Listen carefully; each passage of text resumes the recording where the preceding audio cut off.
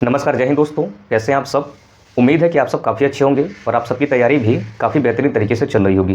दोस्तों, कल की क्लास में हम लोगों ने बातचीत किया यूपीपीसीएस मेंस का कंप्लीट स्ट्रक्चर क्या है, उसमें कौन कौन से विषय होते हैं, कितने पेपर होते हैं, कितने नंबर के होते हैं और कितना टाइम उसमें दिया जाता है। बेसिकली आज की जो क्लास होगी वो जीएस पेपर फर्स्ट को लेकर होगी, जिसमें हम लोग बातचीत करेंगे कि जीएस पेपर फर्स्ट का कंप्लीट डिटेल सिलेबस क्या है और प्रत्येक सिलेबस में कौन कौन से विषय हैं और उन विषयों को किस प्रकार से तैयार करना है, क्या रिसोर्सेज होने चाहिए। तो मैं ये उम्मीद करता हूं कि आपने पिछली क्लास को जरूर देखा होगा, क्योंकि आज की जो क्लास है वो पिछली क्लास से इंटरलिंक है। ठीक है, तो मैं आज की क्लास स्टार्ट करूं उससे पहले एक सूचना है दोस्तों कि आप सभी जानते हैं सिविल सर्विसेज ट्यूटर के द्वारा यूपीपीसीएस मेंस से संबंधित हैंड राइटिंग नोट्स प्रोवाइड किया जाता है। या तो आप 2024 की तैयारी कर रहे हैं या फिर आप 2025 की तैयारी करने के लिए सोच रहे हैं, तो दोनों के लिए काफ़ी बेनिफिशियल होगा। स्क्रीन पर आपको एक व्हाट्सअप नंबर दिखाई दे रहा है।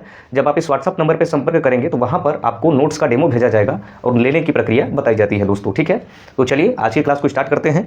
देखिए दोस्तों, मैं कुछ क्लास शुरू करता हूँ उससे पहले मैं खुद तैयार हो जाता हूँ, और जो भी मुझे लगता है कि आज डिस्कस करना होता है तो संपूर्ण तैयारी के दौरान मैं आपके सामने उपस्थित होता हूँ, तो कुछ भी हवाई बात नहीं करता। मैंने कहा है कि आप 4 से 5 दिन जैसे ही मुझसे जुड़ेंगे आपको ये एहसास होने लगेगा कि मेंस में जो एक कहते हैं कि जो कोर पॉइंट होता है वहाँ तक हम लोग पहुँचने का प्रयास कर रहे हैं। अभी मैं आपको मेंस के स्ट्रक्चर, उसके सिलेबस और उनमें से कौन कौन सी ऐसी प्रक्रिया है जिसके तहत हम मेंस में अपीयर होते हैं, उन सारी चीज़ों से हम रूबरू करा रहे हैं।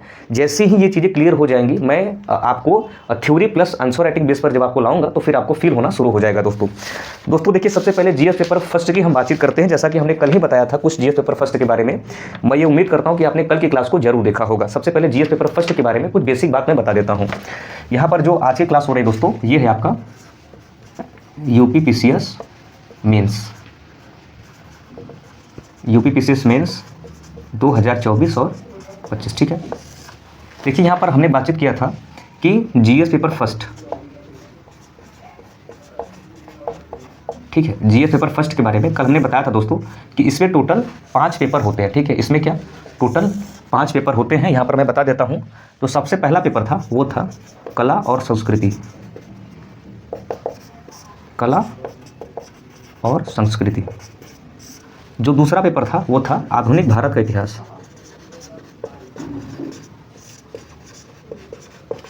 आधुनिक भारत का इतिहास। देखिए, मैं एक बात और बता देना चाहता हूं, मैं ये उम्मीद करता हूं कि आप ये वीडियो तभी देख रहे हैं जब आपके पास यूपीपीसीएस मेंस का ऑफिशियल सिलेबस हो, ताकि जब जो मैं बात बोल रहा हूं आप उसको अपने सिलेबस से वेरीफाई करें और आपको ये ज़रूर पता हो कि कोई भी क्लास हो दोस्तों। ठीक है, मैं ये बात हमेशा कहना चाहूँगा कि कोई भी आप यूट्यूब पर किसी का भी क्लास देख रहे हो, आप ऑफिशियली चीज़ों को देखिए। ठीक है, हवा यूट्यूब पर बहुत सारी चीज़ें हैं, अगर आप उन सारी चीज़ों के चक्कर में पड़ेंगे तो हालांकि ठीक है कुछ ना कुछ चीज़ें सीखने के लिए ही होती है, बट आपका जो समय है वो मिनिमम है और मिनिमम समय में ही आपको बहुत बेहतर करना है। तो समय को देखते हुए हर एक चीज़ आपके लिए सूटेबल नहीं होता है, तो आप सिलेबस को साथ में लेकर बैठेंगे ऐसे मैं अपेक्षा करता हूँ। आधुनिक भारत का इतिहास हो गया, फिर उसके बाद अगला है विश्व इतिहास। ठीक है, अगला जो है वो है भारतीय समाज, भारतीय समाज। और जो अगला विषय था वो था भौतिक भूगोल, भौतिक भूगोल। इसमें मैंने कल बताया था इसमें विश्व और भारत दोनों के हैं, विश्व और भारत, ठीक है, दोनों के भौतिक भूगोल है दोस्तों। अब यहाँ पर मैं आपको ये बात बताना चाहूँगा, ठीक है, यहाँ पर मैं आपको बता दे रहा हूँ कि जीएस पेपर फर्स्ट में आप देखेंगे सिलेबस में टोटल जो है 15 यूनिट्स हैं। क्या उसमें टोटल 15 यूनिट्स हैं। आप देखेंगे कि जीएस पेपर फर्स्ट में टोटल 15 यूनिट है। इसमें जो सबसे पहला यूनिट है क्या, यूनिट नंबर 1, यूनिट नंबर 1। अभी मैं एक को क्लियर कर रहा हूँ, बट सबसे पहले मैं सिलेबस को क्लासीफाई कर देता हूँ कि विषय में कौन कौन से यूनिट्स हैं। तो जो यूनिट नंबर पहला है दोस्तों वो आपका कला और संस्कृति से संबंधित है। ठीक है, जो यूनिट नंबर पहला है। उसी प्रकार यूनिट नंबर जो दूसरा, तीसरा, चौथा, ये जो यूनिट नंबर है ये आपका आधुनिक भारत के इतिहास से संबंधित है। आप इसको अपने सिलेबस में मैच करते चलिएगा। ठीक है, और एक बात और कहना चाहूँगा, सॉरी यहाँ पर थोड़ा सा माइक गिर गया था तो क्षमा चाहूँगा, इसके लिए आप क्लास को स्टॉप नहीं करेंगे। ठीक है, इसको मैं जेब में ही डाल लेता हूँ। देखिए, आप जो है आप सिलेबस लेकर चलेंगे तो जो मैं बताते चल रहा हूँ कि यूनिट कौन कौन से हैं आप उसको मैच करते चलेंगे। अगला जो यूनिट है यूनिट नंबर 5, यूनिट नंबर 5 ये आपका विश्व इतिहास से संबंधित है। जो यूनिट नंबर 7 है, यूनिट नंबर 7, 6, 8 और शायद 9 भी है। ठीक है, मैं देख ले रहा हूँ यूनिट नंबर 9 तक। ठीक है, यूनिट नंबर हाँ ठीक है 9 तक ये आपका भारतीय समाज है। उसके बाद यूनिट नंबर 10, 11, 12, 13, 14, 15 ये आपका विश्व इतिहास और भौतिक भूगोल से संबंधित है। तो आप देख रहे हैं कि मैंने विषय लिखे और विषय को मैंने क्लासीफाई कर दिया। तो आप जो मैंने बताया था कि आप जो कल नोट्स बनाएंगे उस नोट्स में आप जीएस पेपर फर्स्ट का नोट्स आप स्पायरल लेंगे तो उसमें सबसे पहले पेज में ही यही होना चाहिए कि कला और संस्कृति यूनिट नंबर 1 में है, आधुनिक भारत का इतिहास यूनिट नंबर 2, 3 एंड 4 में है, विश्व इतिहास यूनिट नंबर 5 में है, भारतीय समाज यूनिट नंबर 7, 6, 8 और 9 में है, जबकि भौतिक भूगोल आपका यूनिट नंबर 10 से लेकर 15 तक है। यहाँ पर बेसिकली मैंने यूनिट बताया कि कौन कौन से यूनिट है। अब दोस्तों मैं जैसे एक विषय केवल सिंगल लेता हूँ, जैसे मान लीजिए मैं ले रहा हूँ कला और संस्कृति, तो इसमें यूनिट्स में कौन सा की पॉइंट लिखा हुआ है और हम बेसिकली सिलेबस के माध्यम से क्या क्या समझ सकते हैं इसके बारे में बातचीत करेंगे। उसके बाद आज के क्लास में ही हम लोग आधुनिक भारत को डिस्कस करेंगे, विश्व इतिहास को डिस्कस करेंगे, फिर भारतीय समाज को डिस्कस करेंगे और उसके बाद हम लोग जो है भौतिक भूगोल को डिस्कस करेंगे दोस्तों। ठीक है, तो आप इसको नोट कर लीजिए या फिर आप इसका स्क्रीनशॉट ले लीजिएगा। मैं इसको मिटाकर अब जो है कला और संस्कृति के बारे में बातचीत करने जा रहा हूँ। ठीक है, उम्मीद है कि आपने स्क्रीनशॉट ले लिया होगा। अब मैं इसको मिटा रहा हूं। अब मैं बातचीत कर रहा हूं कला और संस्कृति में। ठीक है, कि कला और संस्कृति में यूनिट में क्या दिया है और इसको किस प्रकार से तैयार करना है इसके बारे में मैं बातचीत कर रहा हूं। ठीक, देखिए दोस्तों, जो यूनिट नंबर फर्स्ट है यहाँ पर मैं लिख देता हूं कला और संस्कृति। आप अपने नोट में कुछ इस प्रकार से नोट्स करेंगे। ठीक है, जो यूनिट नंबर फर्स्ट है दोस्तों, ठीक है, ये आपका यहाँ पर लिखा है भारतीय संस्कृति के इतिहास में। मैं यहाँ पर लिख रहा हूँ, जो आपके सिलेबस में लिखा है मैं वही चीज़ लिख रहा हूँ। भारतीय संस्कृति के इतिहास में, भारतीय संस्कृति के इतिहास में प्राचीन काल से आधुनिक काल तक, प्राचीन काल से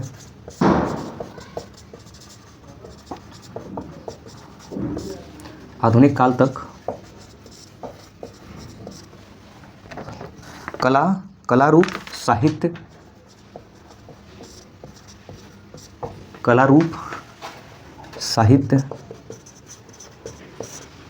और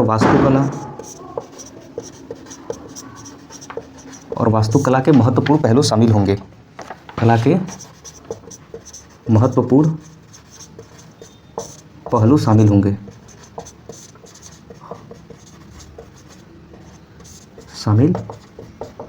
ठीक है। ये देखिए, केवल इतना ही आपका यूपीपीसीएस मेंस के सिलेबस में लिखा गया है कला और संस्कृति से संबंधित कि भारतीय संस्कृति के इतिहास में प्राचीन काल से, यहाँ पर मैं इसको अंडरलाइन कर दे रहा हूँ, भारतीय संस्कृति के इतिहास में प्राचीन काल से आधुनिक काल तक के कला, ठीक है, कला रूप, साहित्य और वास्तुकला के महत्वपूर्ण पहलू शामिल होंगे। तो ये तो बेसिकली टाइम पीरियड को इंडिकेट कर रहा है कि हमें प्राचीन काल से लेकर आधुनिक तक के जो है कला और संस्कृति के बारे में पढ़ना है भारतीय के कॉन्टेक्स्ट में। उसके बाद हमें क्या पढ़ना है, तो कला के रूप पढ़ने हैं, ठीक है, साहित्य पढ़ना है, वास्तुकला।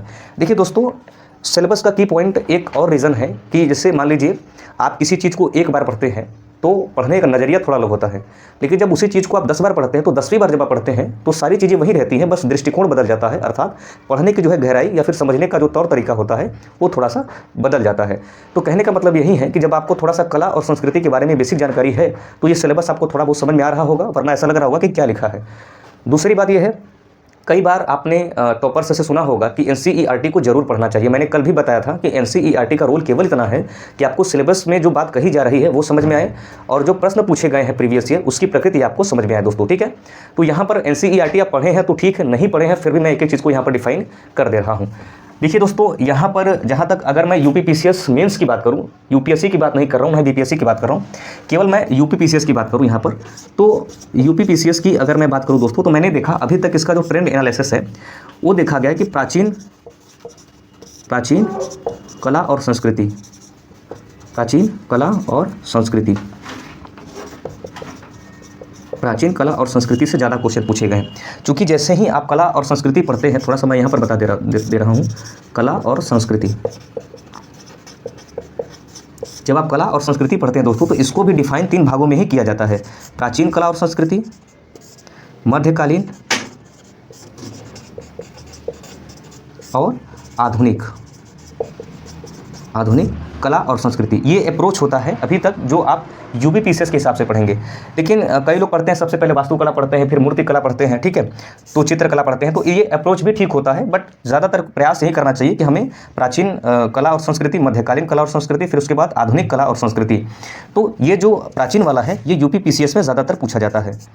अभी मैं जब कल जो है प्रश्नों को डिस्कस करूंगा तो यहाँ पर मैं बताऊंगा कि देखिए कुछ इस प्रकार से प्रश्न पूछे गए हैं और ये ज़्यादातर प्राचीन कला और संस्कृति से प्रश्न पूछे गए हैं।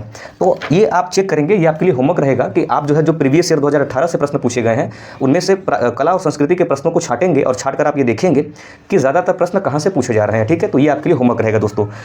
तो यहाँ पर मैंने बताया कि प्राचीन कला और संस्कृति से प्रश्न पूछे जाते हैं। अब मैं आपको ये बता रहा हूँ कि इसको किस प्रकार से तैयार करना है, क्योंकि देखिए सिलेबस से बहुत ज़्यादा जानकारी नहीं मिल रही है, तो फिर हमें प्रीवियस ईयर के प्रश्नों पर ही जाना होगा। तो अब मैं बात करता हूँ कि इसको किस प्रकार से तैयार करना है।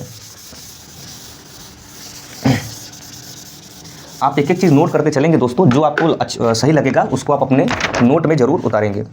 देखिए दोस्तों, मैं बात करूं कि ये एक जो मैंने टीचर हैं जिनसे मैंने पढ़ा है उनका नाम है respected Sujeet sir. Sujeet sir अभी केजीएस में पढ़ा रहे हैं, बाकी पहले ये जो है विजन में थे। तो सुजीत सर बहुत जगह पढ़ाते हैं, सुजीत सर, तो इनसे मैंने पढ़ा हुआ है। आप इनका हिस्ट्री का क्लास पढ़ लीजिए या फिर आर्ट एंड कल्चर का पढ़ लीजिए। हिस्ट्री का पढ़ लेंगे तो यूपीपीसीएस के लिए सफिशिएंट है। सुजीत सर आप यूट्यूब पर डालेंगे तो वहाँ पर भी आपको देखने को मिल जाएंगे, तो आप इनसे कवर कर सकते हैं। सुजीत सर आप इनसे क्लास ले सकते हैं। उसके बाद आपको याद रखना है कि मेरा जो नोट्स है दोस्तों, क्योंकि जैसे मैंने क्लास को शुरू में ही बताया कि मेरा जो नोट्स है यूपीपीसीएस मेंस के लिए हैंड राइटिंग जो नोट्स प्रोवाइड किया जा रहा है, आप मेरे नोट्स को भी देख सकते हैं। उससे आपको बहुत ज़्यादा हेल्पफुल या मदद मिलेगी, क्योंकि नोट्स को पूरी तरीके से ट्रेंड एनालिसिस करते हुए उसमें आपको प्रीवियस ईयर प्रश्न पत्र भी देखने को मिल जाएंगे, ठीक है। और उनका जो है आपको मॉडल आंसर भी हैंड राइटिंग नोट्स फॉर्मेट में देखने को मिल जाएगा। तो मेरा नोट्स हो गया, सुजीत सर की क्लास आप लेंगे तो उसका नोट्स बनाएंगे, और उसके बाद आप जो है एनसीईआरटी को पढ़ लेंगे तो ज़्यादा बेहतर रहेगा। मैं बता रहा हूँ कौन कौन से एनसीईआरटी आपको पढ़ना है। जैसे क्लास 6 से लेकर 8 तक आप पढ़ लेते हैं तो यहाँ पर आपका जो है कला और संस्कृति के लिए सफिशिएंट होता है। उसके बाद आप क्या काम करेंगे, टॉपर्स कॉपी, ठीक है।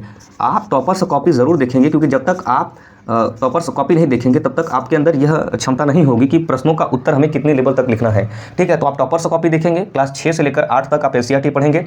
सुजीत सर की आप क्लास जरूर अटेंड कर लीजिएगा, वरना आप अगर पढ़ लिए होंगे तो कोई बात नहीं। उसके बाद आप मेरा नोट्स देख सकते हैं। और एक जो सबसे बहुत ज़रूरी बात है वो है PYQ, क्योंकि पीसीएस का PYQ, अर्थात इसमें आप देखेंगे कि पीसीएस में आप बीपीएससी, यूपीपीसीएस और यूपीएससी, ठीक है। तो आप जो है इनके प्रीवियस ईयर कला और संस्कृति से संबंधित जरूर देखेंगे, बीपीएससी, यूपीपीसीएस और यूपीएससी, ठीक है। तो कला और संस्कृति में बेसिकली आपको इतनी काम करने हैं, और उसके बाद आप जो है आंसर राइटिंग करेंगे, फिर जो है आपको यहाँ पर कोई दिक्कत नहीं होगी। तो आंसर राइटिंग इतनी सारी प्रक्रियाओं से गुजरने के बाद ही करना होता है, वरना आप पहले ही करना शुरू कर देते हैं तो सबसे पहले जो समस्या आती है कि शुरू कहाँ से करें, या फिर आप लिखते भी हैं तो बहुत ज़्यादा टाइम लग जाता है, या फिर कई बार होता है कि कंटेंट ही नहीं होता तो शुरू नहीं हो पाता, ठीक है। तो ये जो है कला और संस्कृति के लिए मेरे हिसाब से एक रणनीति होनी चाहिए, तैयारी होनी चाहिए। उसके बाद फिर आप यूपीपीसीएस में अच्छा करेंगे। अगला जो विषय है दोस्तों वो है आपका, अगला जो विषय है वो है आपका आधुनिक भारत का इतिहास। अगला क्या है, आधुनिक भारत का इतिहास। देखिए मैंने बताया आधुनिक भारत के इतिहास में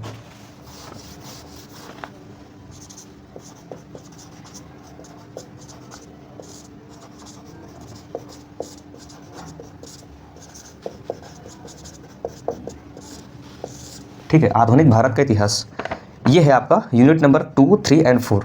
आधुनिक भारत का इतिहास 1757 से 1947 तक के महत्वपूर्ण घटना, व्यक्तित्व एवं समस्या।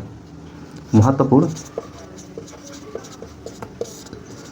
घटना, व्यक्तित्व एवं समस्याएं।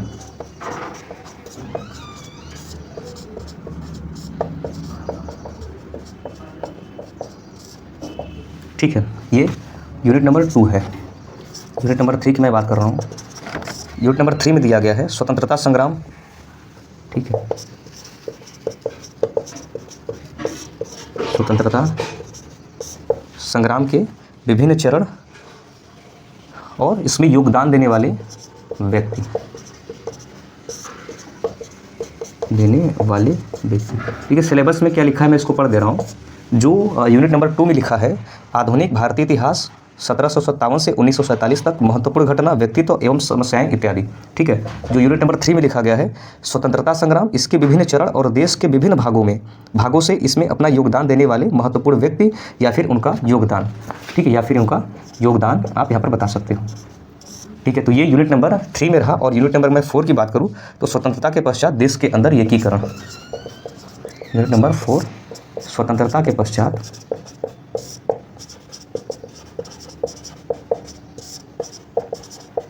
देश के अंदर एकीकरण।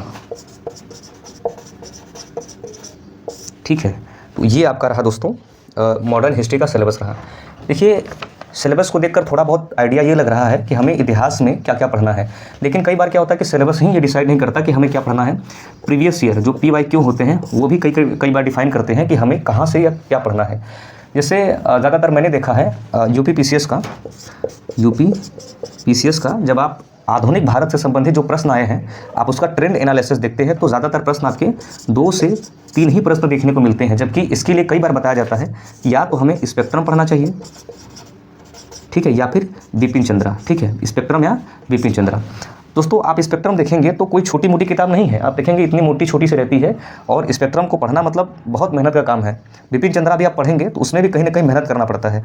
तो स्पेक्ट्रम, बिपिन चंद्रा, उसके बाद वगैरह बहुत काम करना होता है। तो जितना मेहनत हम अदर विषय में करते हैं, प्रश्न ज़्यादा आते हैं, उतना अगर मेहनत हम आधुनिक भारत के इतिहास में करते हैं तो यूपी PCS में ज़्यादातर 2 से 3 क्वेश्चन केवल पूछे जाते हैं। ठीक है, तो ये इसका एक ट्रेंड एनालिसिस रहा है कि आधुनिक भारत के इतिहास से संबंधित बहुत कम प्रश्न पूछे जाते हैं, लेकिन फिर भी हमें पढ़ना है और किस प्रकार से इसको तैयार करना है। और इसमें जो सिलेबस लिखा गया है मैं इसको डिफाइन नहीं कर रहा हूँ, केवल मैं एक ही बात बताऊँगा और उससे सारी चीज़ें क्लियर हो जाएंगी। ठीक है, तो आप उसको नोट जरूर करेंगे। देखिए दोस्तों, आधुनिक भारत का जो इतिहास है दोस्तों, मैंने फिर से बताया कि जो सुजीत सर हैं आप उनको देखेंगे तो आपको खुद समझ में आ जाएगा। सुजीत सर हैं, इनको कवर करना है। उसके बाद NCERT, ठीक है, फिर माई नोट्स। देखिए, मैं अपने नोट्स में इसलिए इसको इंक्लूड कर रहा हूँ क्योंकि जो मेरा नोट्स है दोस्तों, आप जब परचेस करेंगे वहाँ पर तो यहाँ पर जो मॉडर्न हिस्ट्री में आपको नोट्स दिया जाता है वो स्पेक्ट्रम का हैंड रिटन नोट्स होता है। यकीन मानिएगा बहुत ही बेहतरीन और डिस्क्रिप्टिव तरीके से बनाया गया है। उसमें आप देखेंगे कि एक एक चीज़ को किस प्रकार से डिफाइन किया गया है। मैं आपको बता दे रहा हूँ कि जब आप स्पेक्ट्रम पढ़ें तो वहाँ पर भारत में ब्रिटिशों का जो विस्तार है वहाँ से आपको पढ़ना है। ठीक है, आपको जो पहला अध्याय दिया गया है, दूसरा अध्याय दिया गया है, उस वहाँ से नहीं पढ़ना है, बल्कि भारत में ब्रिटिशों का विस्तार, भारत में ब्रिटिशों का विस्तार। ठीक है, भारत में ब्रिटिशों का विस्तार होता है, उसके बाद क्षेत्रीय राजाओं से संघर्ष होता है, फिर वो अपना प्रभुत्व स्थापित करते हैं, फिर अपने अपने नियम बनाते हैं। ठीक है, और कृषि पर क्या प्रभाव रहा, शिक्षा पर क्या प्रभाव रहा, अर्थव्यवस्था पर क्या प्रभाव रहा। उसके बाद जब देश आज़ाद होता है तो उसके बाद देश की क्या स्थिति होती है। ठीक है, तो उसको आज़ाद करने में महत्वपूर्ण लोगों का क्या योगदान रहा। तो वो सारी चीज़ें एक कॉन्सेप्ट बेस पर है। तो इसीलिए यहाँ पर सिलेबस को समझना बहुत बड़ी बात नहीं है। आप स्पेक्ट्रम की किताबों को पढ़ लेते हैं और यहाँ पर आप जो है सुजीत सर को देख लेते हैं, मुझे लगता है बाकी वहीं टॉपर्स कॉपी PYQ ये जरूर करना है, प्लस PYQ मैंने बताया कि यूपी PCS, UPSC और BPSC तीनों का देखना है। यहाँ पर टॉपर्स कॉपी आप कोशिश करेंगे कि आंसर राइटिंग करते समय देखें। अभी आपको देखने की ज़रूरत नहीं है, आप केवल NCERT पढ़ें, सुजीत सर को पढ़ें। उसके बाद मेरा नोट्स स्पेक्ट्रम, अगर आप अपना खुद का नोट्स बनाएं तो बेहतर है, वरना आप स्पेक्ट्रम को पढ़ लें या फिर बिपिन चंद्रा को पढ़ सकते हैं।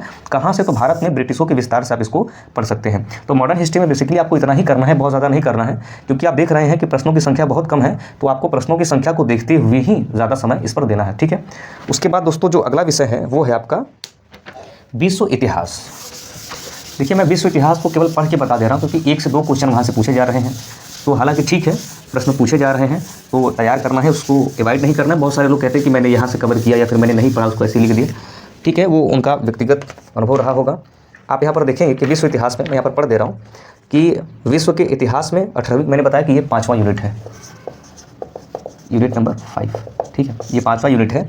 यहाँ पर आप देखेंगे कि विश्व के इतिहास में 18वीं सदी से 20वीं सदी के मध्य तक की घटनाएं, जैसे फ्रांसीसी क्रांति, मैं यहाँ पर लिख दे रहा हूँ कौन कौन से की पॉइंट इसमें। फ्रांसीसी क्रांति 1789, औद्योगिक क्रांति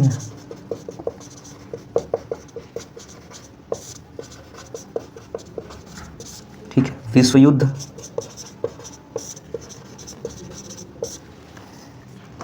विश्व युद्ध हो गया, राष्ट्रीय सीमाओं का पुनः सीमांकन,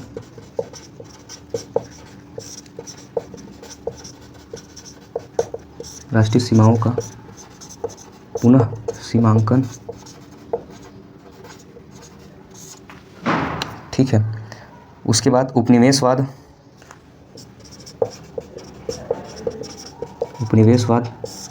उपनिवेशवाद की समाप्ति, ये आपके सिलेबस में लिखा गया है, ठीक है। अगला है साम्यवाद पूंजीवाद, साम्यवाद पूंजीवाद, समाजवाद नाजीवाद,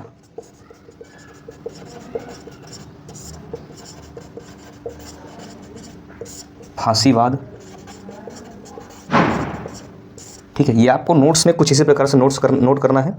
इत्यादि के रूप में समाज पर इसके प्रभाव और शामिल होंगे, ठीक है। मतलब इत्यादि के रूप और समाज पर इसके प्रभाव शामिल होंगे, ठीक है। तो इन सारी घटनाओं का समाज पर क्या प्रभाव है, बेसिकली हमें ये नहीं समझना है, बस हमें ये ध्यान रखना है कि इतने टॉपिक्स हमें पढ़ने हैं, ठीक है। अब इसके लिए तैयारी क्या होनी चाहिए दोस्तों, देखिए जो मैंने तैयार किया है, एक तो NCERT, ठीक है।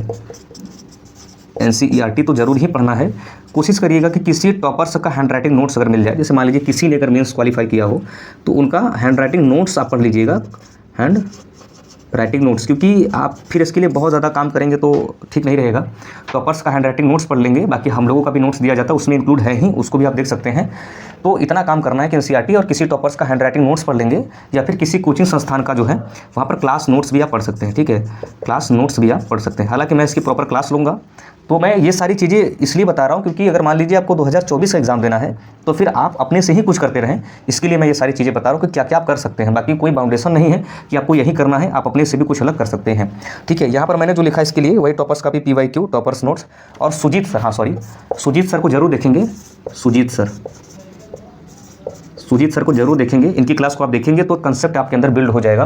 तो सुजीत सर को देखेंगे, NCERT और किसी टॉपर्स का हैंड राइटिंग नोट्स देख लेंगे, और क्लास नोट्स अगर आपको किसी को अच्छा लगता है तो यहाँ पर देख लीजिएगा। फिर उसके बाद टॉपर्स नोट्स जो आंसर राइटिंग की होती है उसको देखेंगे आप, उसके बाद आप जो है PYQ को देख लेंगे, ठीक है। तो इतना आपको विश्व इतिहास में करना है।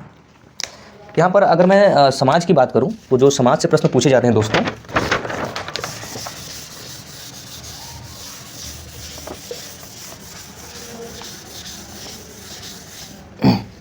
देखिए यूनिट नंबर सामाजिक, भारतीय समाज। अगला है भारतीय समाज। अगर मैं भारतीय समाज की बात करूं तो यूनिट नंबर 6, 7, 8, 9, ठीक है। तो भारतीय समाज और संस्कृति की मुख्य विशेषता, यूनिट नंबर जो 6 है वो है भारतीय समाज, भारतीय समाज और संस्कृति की मुख्य विशेषता और संस्कृति की मुख्य विशेषता, ठीक है। अगला जो यूनिट नंबर 7 है वो क्या है आपका, महिला समाज और महिला संगठनों की भूमिका।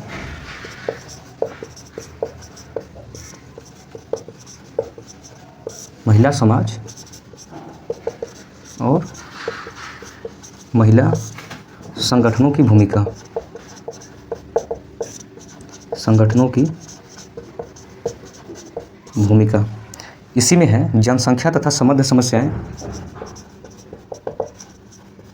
जनसंख्या तथा संबद्ध समस्याएं।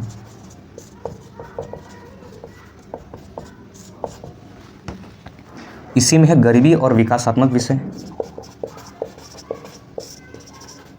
गरीबी और विकासात्मक विषय। इसी में है आपका शहरीकरण और उनकी समस्याएं समाधान,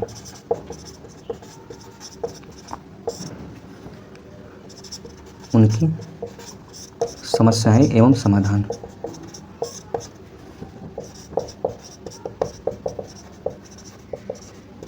ठीक है।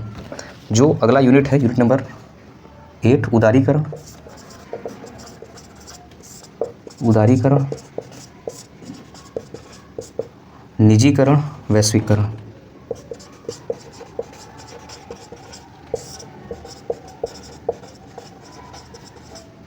ठीक, उदारीकरण, निजीकरण, वैश्वीकरण का अभिप्राय और उनका भारतीय समाज के अर्थव्यवस्था, राज्य व्यवस्था और सामाजिक संरचना पर प्रभाव। ठीक है, तो बेसिकली इसके प्रभाव आपको बताने हैं किस पर, तो भारतीय अर्थव्यवस्था, अर्थव्यवस्था पर, ठीक है, राज्य व्यवस्था पर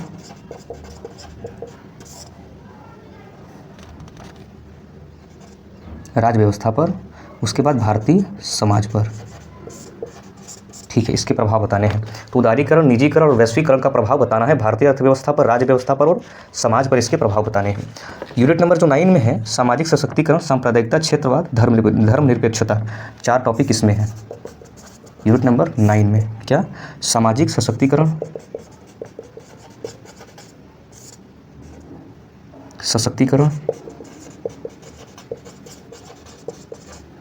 सामाजिक सशक्तिकरण, सांप्रदायिकता,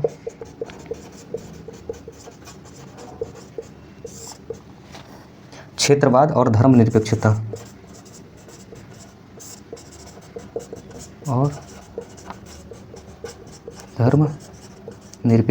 ठीक है दोस्तों, ये आपके बेसिकली समाज से संबंधित टॉपिक रहे भारतीय समाज के। भारतीय समाज और संस्कृति की प्रमुख विशेषताएं, महिला समाज और महिला संगठनों की भूमिका, जनसंख्या तथा संबद्ध समस्याएं, गरीबी, विकासात्मक विषय, शहरीकरण और उनकी समस्याएं और समाधान, उदारीकरण, निजीकरण और वैश्वीकरण का भारतीय अर्थव्यवस्था, राज्य व्यवस्था और समाज पर क्या प्रभाव है, सामाजिक सशक्तिकरण, सांप्रदायिकता, क्षेत्रवाद और धर्मनिरपेक्षता, ये बेसिकली आपके भारतीय समाज से संबंधित सिलेबस रहा। अगर मैं बातचीत करूं दोस्तों, तो यहाँ पर आपको इसको किस प्रकार से कवर करना है, तो मैं यहाँ पर अलग जो है इससे लिख रहा हूँ, ठीक है, अलग मार्कर से लिख दे रहा हूँ कि इसको तैयार कैसे करना है। देखिए यहाँ पर ध्यान रखेंगे कि एक है आपके धर्मेंद्र झाकर सर, ठीक है, धर्मेंद्र झाकर सर, ये यूपीएससी का इनका चैनल है धर्मेंद्र झाकर सर। आप इनका यूट्यूब पर वीडियो भी सर्च करेंगे कि इंडियन सोसाइटी धर्मेंद्र झाकर सर, तो वहाँ पर वीडियो भी मिल जाएगा। और उसके बाद उनका हैंड राइटिंग नोट्स भी अगर आप परचेस करके पढ़ना चाहते हैं, हैंड राइटिंग नोट्स, ठीक है, इनका हैंड राइटिंग नोट्स आप ज़रूर पढ़ेंगे। तो ये जो है और बाकी NCERT और वहीं प्लस टॉपर्स कॉपी और PYQ, ठीक है, इतना आपको काम करना है। बाकी यहाँ पर मेरा नोट्स जो है दोस्तों, माई नोट्स, आप इसको भी यहाँ पर देख लेंगे ताकि चीज़ें क्लियर रहें। तो मेरा नोट्स, धर्मेंद्र झाकर सर की क्लास और notes, NCERT, toppers copy, PYQ, आप इतना काम कर लीजिएगा, यकीन मानिएगा आप बहुत बेहतर फील करेंगे। मैं ये सारी चीज़ें उन लोगों के लिए बता रहा हूँ जो लोग सेल्फ स्टडी कर रहे हैं, ठीक है। तो ये बेसिकली इतना आपको करना है किसमें, तो कहेंगे भारतीय समाज में। बाकी मैं क्लास लूँगा, डेली लूँगा, ऐसा नहीं कि मैं क्लास नहीं लूँगा। जैसे मान लीजिए कला और संस्कृति से संबंधित जो क्लास होता है उसको मैं लूँगा, ठीक है, हो सकता है कल की क्लास वहीं शुरू हो। तो ये सारी चीज़ें आपको करना है, क्योंकि खुद से आप करेंगे 2024-25 के लिए जो भी आप तैयारी कर रहे हैं, तो ये चीज़ें खुद से आपको करनी है। क्योंकि मेरी क्लास तो एक दिन में एक ही आएगी, आपके पास तो 24 घंटे का टाइम है ना, तो आप उसमें कुछ बेहतर करेंगे, इसके लिए ये सारी चीज़ें बताई जा रही हैं, ठीक है। अगला जो विषय है दोस्तों वो है आपका भूगोल, ठीक है, भौतिक भूगोल से संबंधित अगला विषय है, तो हम लोग इसको भी देख लेते हैं।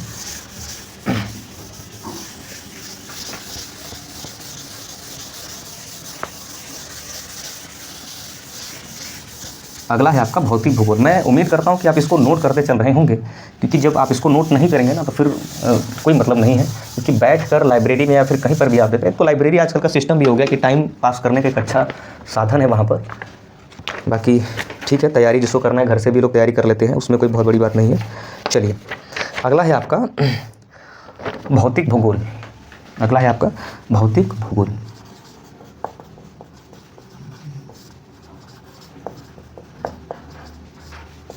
भौतिक भूगोल, इसमें यूनिट नंबर 10 से 15 तक है।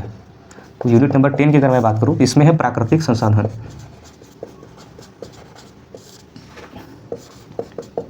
इसमें आपका प्राकृतिक संसाधन, जैसे जल, मिट्टी, जल हो गया, मिट्टी हो, जल हो गया, मिट्टी हो गया, उसके बाद वन, ठीक है। तो जल, मिट्टी, वन भारतीय उपमहाद्वीप के संदर्भ में, ठीक है, साथ सिलेबस में यही लिखा गया है, जल, मिट्टी, वन भारतीय उपमहाद्वीप या भारतीय विशेष के संदर्भ में आप इसको देखेंगे। तो मेनली ये टॉपिक है जल, मिट्टी और वन। अगला जो यूनिट नंबर 11 है, अगर मैं यूनिट नंबर 11 की बात करूं, तो यहाँ पर भूकंप, सुनामी, ज्वालामुखी,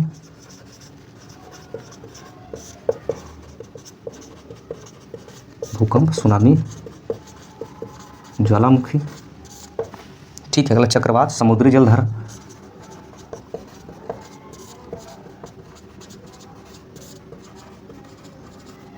आपके पास भले ही प्रिंटेड सिलेबस है, लेकिन आप इसको अपने हाथ से अपने नोट्स में लिखेंगे दोस्तों, ठीक है। मैं बार बार बात कर रहा हूँ कि आप अपने हाथ से अपने नोट्स में लिखेंगे। अगला है समुद्री जलधारा, ठीक है, चक्रवात के बाद समुद्री जलधारा हो गया। पवन एवं हिमसरिता, पवन एवं हिमसरिता, ठीक, ये यूनिट नंबर 11 हो गया। यूनिट नंबर 10 की अगर मैं 12 की बात करूँ, इसमें है आपका भारत के सामुद्रिक संसाधन एवं उसकी संभाव्यता।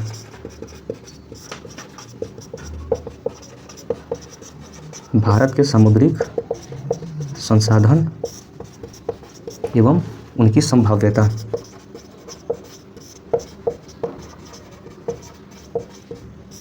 एवं उनकी संभाव्यता। अगला है यूनिट नंबर 13। यूनिट नंबर 13 है दोस्तों, मानव प्रवास विश्व की शरणार्थी समस्या।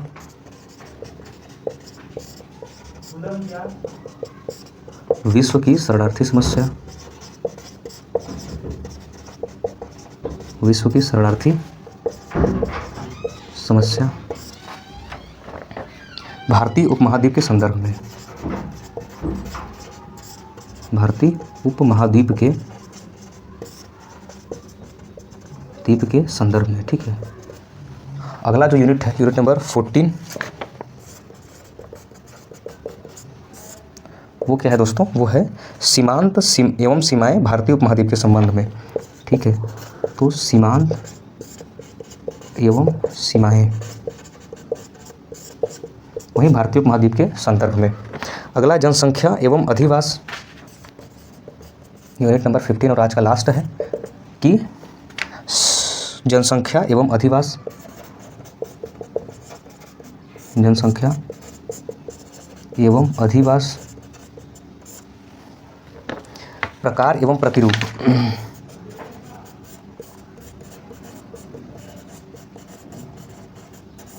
प्रकार एवं प्रतिरूप, नगरीकरण, स्मार्ट नगर।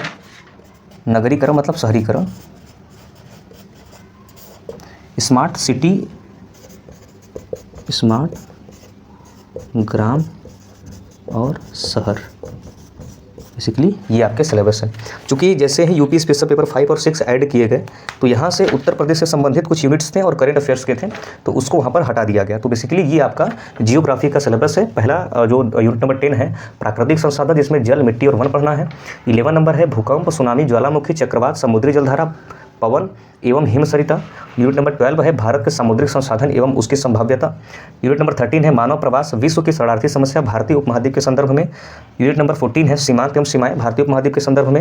यूनिट नंबर 15 है जनसंख्या एवं अधिवास, प्रकार एवं प्रतिरूप, नगरीकरण, स्मार्ट ग्राम एवं स्मार्ट शहर। ठीक है, इसके लिए जो सबसे पहला मैं रिकमेंड करता हूँ कि NCERT, ठीक है दोस्तों, NCERT क्लास 6 से लेकर 12 तक एकदम बेहतरीन तरीके से कवर होना चाहिए। कोई किताब पढ़ने की ज़रूरत नहीं है। यूपी PCS के लिए मैं बात कर रहा हूँ, UPSC के लिए बात नहीं कर रहा हूँ। यूपी PCS में आप केवल NCERT क्लास 6 से लेकर 12 तक कवर करेंगे।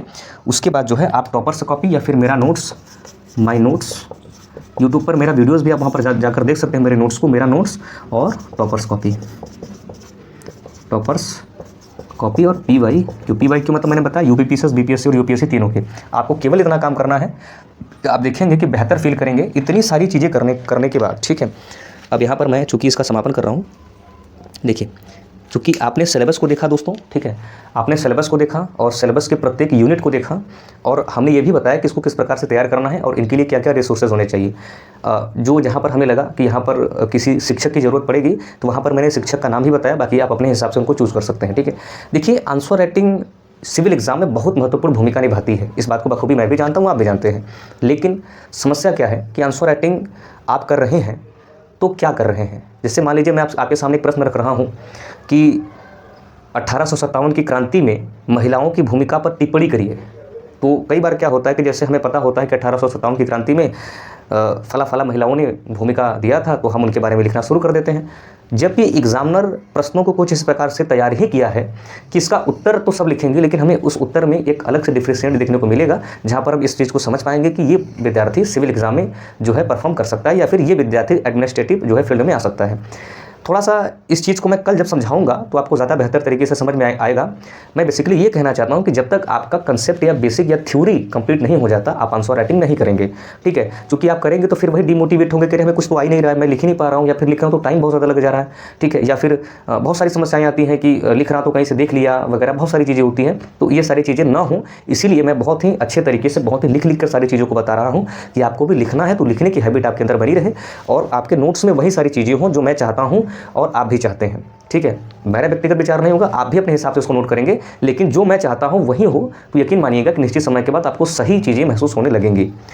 एक बात मैं और कहना चाह रहा था, इस बात को आप हमेशा ध्यान में रखेंगे दोस्तों कि YouTube पर आपको बहुत कम टाइम देना है, क्योंकि आप सब देख रहे हैं कि मैं बहुत दिनों के बाद फिर से YouTube पर आ रहा हूं, लेकिन ये मेरा व्यक्तिगत सलाह है, YouTube पर आपको समय कम देना है, ठीक है। किताबों से ज़्यादा लगाव रखना है, लाइब्रेरी ज्वाइन किए तो वहाँ पर बेहतर आप तरीके से पढ़ सकते हैं, बाकी किताबों से ही ज़्यादा आपको लगाव रखना है। YouTube पर या फिर किसी वीडियो पर बहुत कम ध्यान देना है, ठीक है।